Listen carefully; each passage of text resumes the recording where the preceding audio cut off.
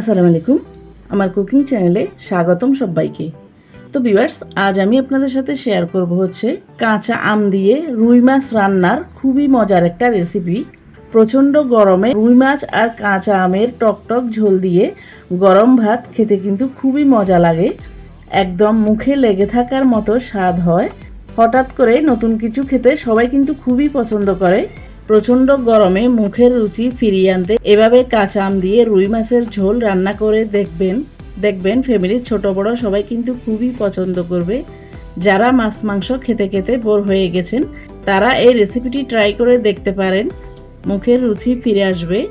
এই কাঁচা আম দিয়ে রুই মাছ রান্না করলে গরম ভাতের সাথে খেতে কিন্তু খুবই মজা লাগে। আপনাদের সবার কাছে অনুরোধ থাকবে, আমার আজকের এই কাঁচা আমের রেসিপিটি যদি ভালো লাগে তাহলে বাসায় একবার হলেও ট্রাই করে দেখবেন। তো ভিউয়ার্স, চলুন দেখে নেওয়া যাক কীভাবে আমরা কাঁচা আম দিয়ে রুই মাছ রান্না করব। কাঁচা আম দিয়ে রুই মাছ রান্না করার জন্য আমি নিয়ে নিয়েছি একদম তাজা 7 পিস রুই মাছ। রুই মাছটাকে আমি অফ স্কিনে ভালো করে ধুয়ে নিয়েছি।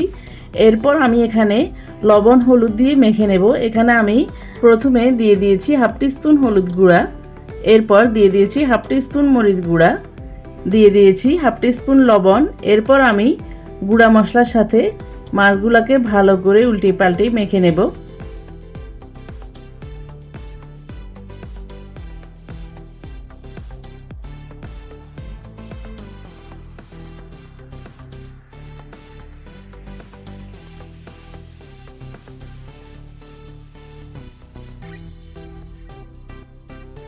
তো ভিউয়ার্স, দেখতে পাচ্ছেন মাছগুলো আমার মাখা হয়ে গেছে। এরপর আমি মাছগুলোকে একপাশে রেস্টে রেখে দিয়ে নিয়ে নিয়েছি একদম তাজা কাঁচা একটা আম। আমটাকে আমি অফ স্কিনে ভালো করে ধুয়ে নিয়েছি। এরপর একটা ছুরি দিয়ে আমের মুখের অংশটাকে কেটে নিয়ে একটা ফিলারের সাহায্যে আমের খোসাগুলোকে ছাড়িয়ে নেব।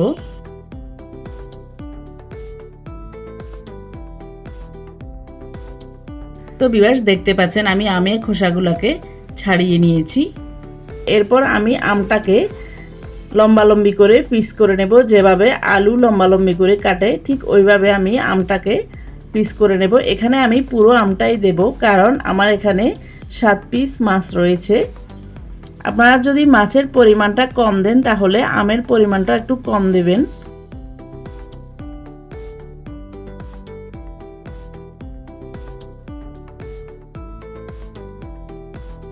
তো ভিউয়ার্স, দেখতে পাচ্ছেন কথা বলতে বলতে আমি আমগুলাকে কেটে নিয়েছি। এখানে আমের যে ছোট অংশগুলো আছে ওই অংশগুলা চাইলে বাদ দিয়ে দিতে পারেন, তবে যারা একটু টক খেতে পছন্দ করেন তারা ওই ছোট অংশগুলো দিয়ে দিলে ছোট অংশগুলা গলে গিয়ে ঝোলের মধ্যে মিশে যাবে, খেতে খুবই ভালো লাগে। তো ভিউয়ার্স, দেখতে পাচ্ছেন কথা বলতে বলতে আমি আমগুলাকে কেটে নিয়েছি। এরপর আমগুলাকে একটা বাটিতে নিয়ে নিয়েছি। এরপর নিয়ে নিয়েছি 3টা আলু। আলুগুলাকে আমি অফ স্কিনে খোসাটা পটেটো পিলারের সাহায্যে ছাড়িয়ে নিয়েছি। এরপর আলুটাকেও আমি লম্বালম্বি করে পিস করে নেব।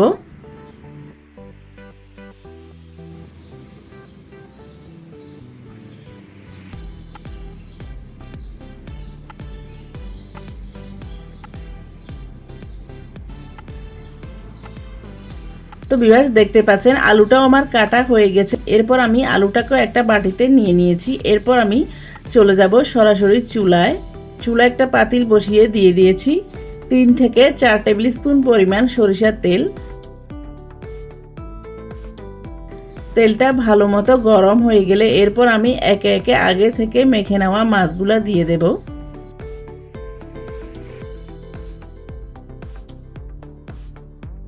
তো ভিউয়ার্স, দেখতে পাচ্ছেন আমি কয়েকটা মাছ এখানে দিয়ে দিয়েছি। এরপর এই মাছগুলোকে এক পিঠ একটু লালচে টাইপ করে ভেজে নিয়ে অপর পিঠও আমি উল্টিয়ে দিয়ে লালচে টাইপ করে ভেজে নেব।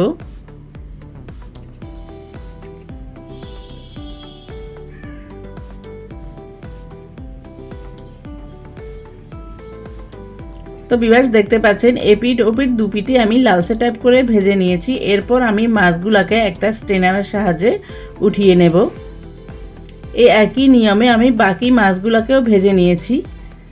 তো ভিউয়ার্স, দেখতে পাচ্ছেন সবগুলো মাছ আমি লালচে টাইপ করে ভেজে নিয়েছি। এরপর আমি সেই একই তেলে দিয়ে দেব 1 টেবিল স্পুন পরিমাণ পাঁচফোড়ন বা পাঁচমেশালি মশলা।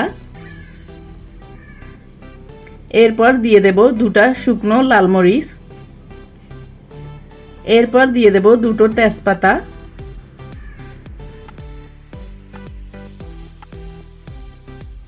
এরপর আমি মশলাগুলোকে কিছুক্ষণ নেড়ে চেড়ে সুন্দর একটা স্মেল আসলে দিয়ে দেব 1 টেবিল স্পুন পরিমাণ আদা বাটা, দিয়ে দেব 1 টেবিল স্পুন পরিমাণ রসুন বাটা,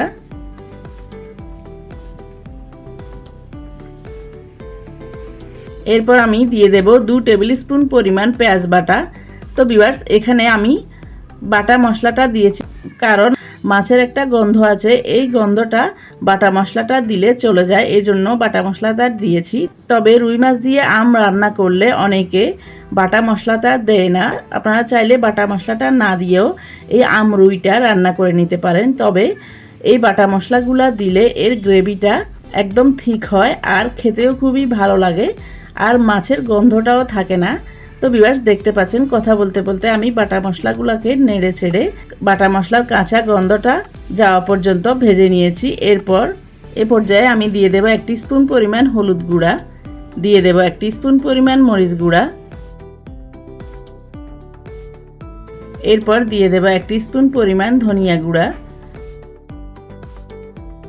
দিয়ে দেব 1 স্পুন পরিমাণ জিরার গুঁড়া, এরপর দিয়ে দেব 1 স্পুন পরিমাণ ভাজা গরম মশলা গুঁড়া।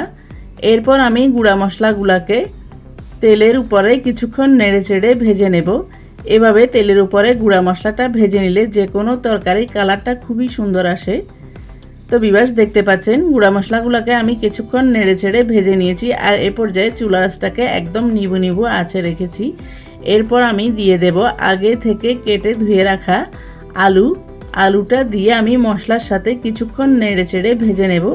সবার প্রথমে আমি আলুটা দিয়েছি কারণ আলুটা সেদ্ধ হতে একটু সময় লাগে, এই জন্য আমি প্রথমে আলুটা দিয়ে মশলার সাথে কিছুক্ষণ নেড়ে চেড়ে ভেজে নিয়েছি।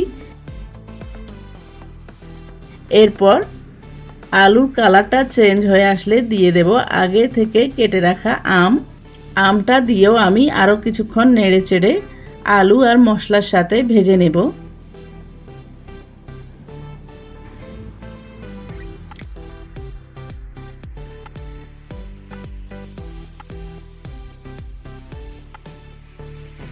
আমটা দেওয়ার পর খুব বেশি ভাজা যাবে না, আমটা দেওয়ার সাথে সাথে কিছুক্ষণ নেড়ে চেড়ে কালারটা চেঞ্জ হয়ে আসলে দিয়ে দেব ঝোলের জন্য পানি।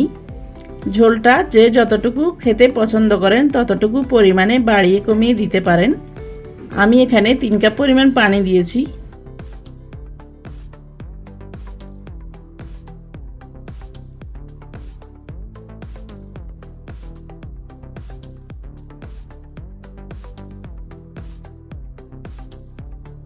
এরপর আমি একটা স্প্যাচুলার সাহায্যে ভালো করে নেড়ে চেড়ে সবগুলো উপকরণ মিক্স করে নিয়ে ঢেকে দিয়ে ঝোলটা ফুটে ওঠা পর্যন্ত অপেক্ষা করব।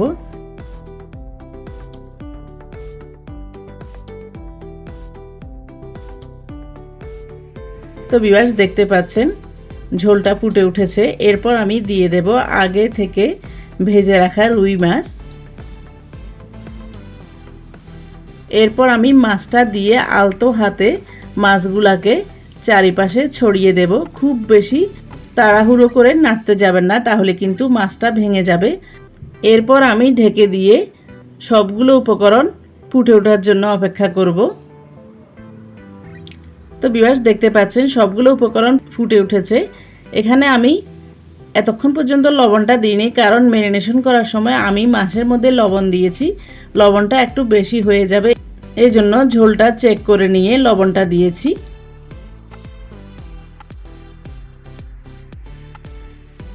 এরপর আমি ঢেকে দিয়ে আম আর আলুটাকে সেদ্ধ হওয়া পর্যন্ত রান্না করে নেব।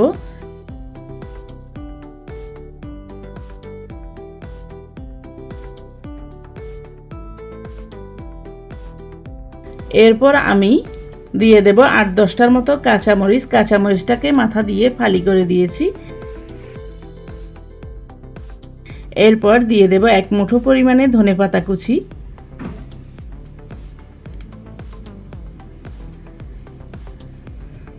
এরপর দিয়ে দেব 2 টেবিল স্পুন পরিমাণ ঘি। সবশেষে এই ঘিটা দিলে কাঁচা আম দিয়ে এই রুই মাছের ঝোলটা খেতে কিন্তু খুবই মজা লাগে।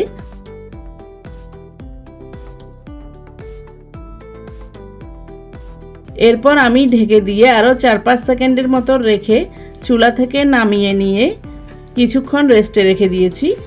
আমরুইটা রান্না করার পর একদম লাস্ট পর্যায়ে লুকটা আপনাদেরকে দেখিয়ে দিচ্ছি। দেখতেই পাচ্ছেন কতটা লোভনীয় লাগছে। তো ভিউয়ার্স দেখতে পাচ্ছেন কত সহজে অল্প সময়ে আমাদের আমরুইটা রান্না করা হয়ে গেছে। এরপর আমি আম আর রুই মাছটাকে সার্ভ করে নেব।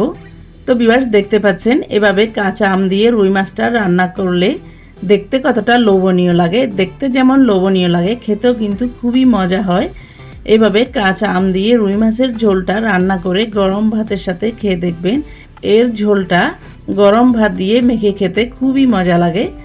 প্রচণ্ড গরমে এভাবে আম দিয়ে রুই মাছটা রান্না করে খেলে মুখের রুচিও ফিরে আসবে।